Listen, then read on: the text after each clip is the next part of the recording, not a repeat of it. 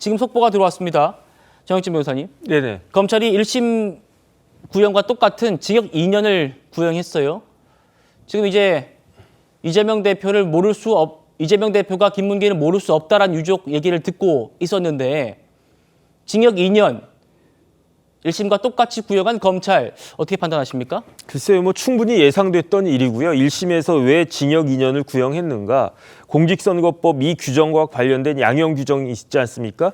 양형 규정에 따를 때 이 정도는 2년 정도는 충분히 선고되어야 한다라고 판단해가지고 원래 법정형은요 5년 이하거든요. 그러니까 2년 정도 이제 구형을 갖다 한 거고 거기에 대해서 1심 재판부는 그 2년의 절반이 그 징역 1년과 거기에다 이제 집행유예 붙여가지고 판결을 선고한 건데 제 개인적인 판단으로는 뭐 항소심에서도 1심과 판결 선고에 있어서도 특별히 달라질 바는 없지 않을까 개인적으로 그렇게 조심스럽게 추측이 됩니다.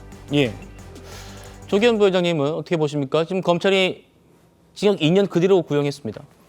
아마 대법원 양형 기준 아마 최대치일 겁니다. 그래서 1심에서도 사안 자체를 뭐 유죄로 보고 검찰은 기소를 한 거니까 그런다고 치더라도 이렇게 양형 기준상의 최대 구형을 할 정도 사안인가에 대해서 문제의식이 있었는데 역시 검찰은 2년 구형을 했고 근데 뭐 이 항소심 재판부의 결과는 달라질 수 있다고 보고요.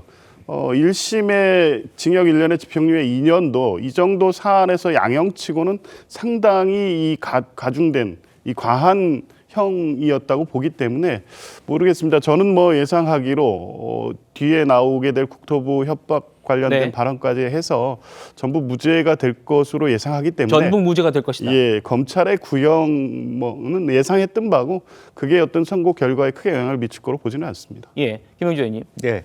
이제 김문기 씨 유족 얘기하고 있었습니다.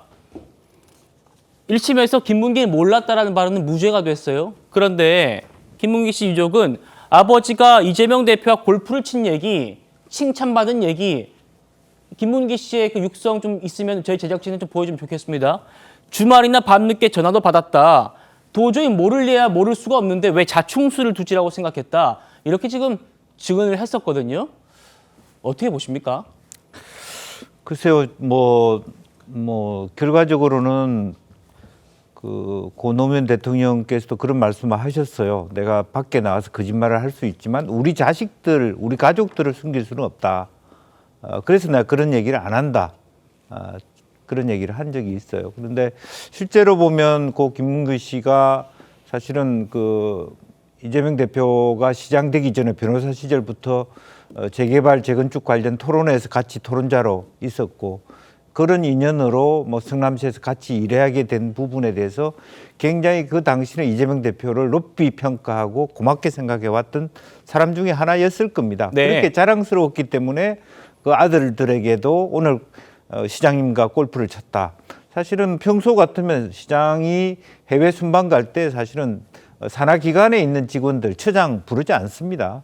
그렇게 뽑혀갔다는 데 대해서 본인은 굉장히 자부심을 느꼈을 겁니다. 그리고 또 3명만 치는 아주 다른 팀들이 다 골프에 다쳤는데 그런 것이 아니라 각별하게 시장과 같은 커트를 타고 돌았다는 데 대해서 또 내가 앞으로 더 잘하면 더 총애를 받겠구나 하는 그런 생각도 들었기 때문에 자랑을 안 했겠습니까? 이제 그런 부분이 김문기 씨의 어머님이나 자식들이 다 알고 있었기 때문에 더 아마 시장에 대한 실망감과 자괴감이 심했을 것이다라고 하는 것이고 아마 그런 측면들을 그대로 가지고 이제는 그것이 하나의 원망과 분노가 되지 않았겠습니까? 네. 그것이 바로 법정에서도 울려나오고 있다 그렇게 봐야 될 것 같습니다. 알겠습니다. 조기현 위원장님께서는 지금 이 김문기 몰랐다, 김문기가 골프를 안 쳤다, 국토부 협박이 있었다. 이 세 가지 모두 무죄가 될 거다 이렇게 말씀을 주고 계신데요. 지금부터는 이 백현동 부지 얘기 좀 해보겠습니다. 이 백현동 부지 국토부 협박이 있었다 이 얘기는 법조계에서도 다른 이견이 없을 정도로 유죄다 이런 평가들이 나오고 있습니다. 이재명 대표가 과거 백현동 부지 용도 변경 과정에서 박근혜 정부의 국토부에 협박이 있었다 이런 발언인데요. 당시 발언부터 한번 들어보시겠습니다.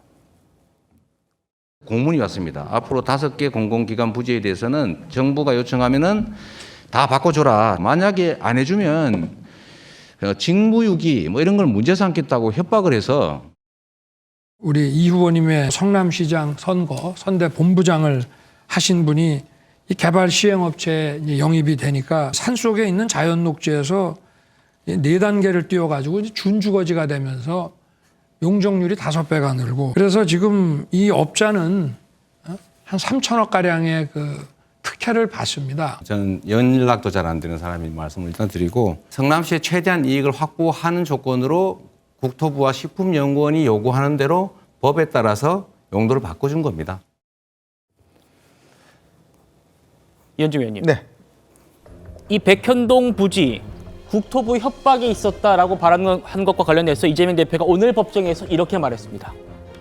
내가 당시에 착각을 해가지고 국감장에서 엉뚱한 공문을 읽었다. 국감 때 눈치를 줘가지고 국민의힘이 확 줄여서 발언을 한 것이다. 압축적으로 말했다.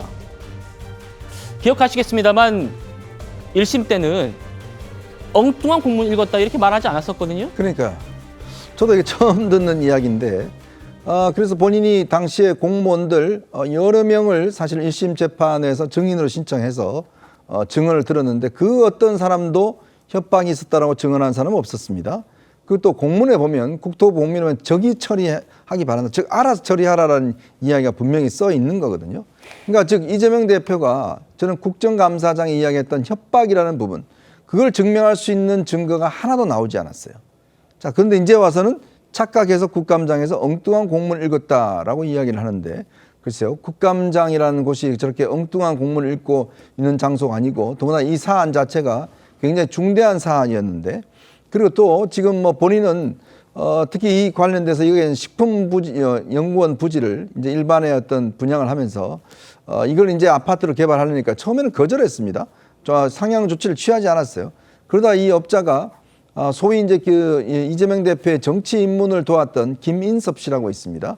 이분은 주로 이제 로비스트 역할을 하는 사람인데 이 사람을 영입하고부터 사실 종상향 5단계 상승을 해서 결국은 일반 아파트를 지어서 현재는 굉장히 고급 아파트가 지어져 있습니다. 특히 뭐 옹벽 아파트라고 이야기하는 그런 지역이죠.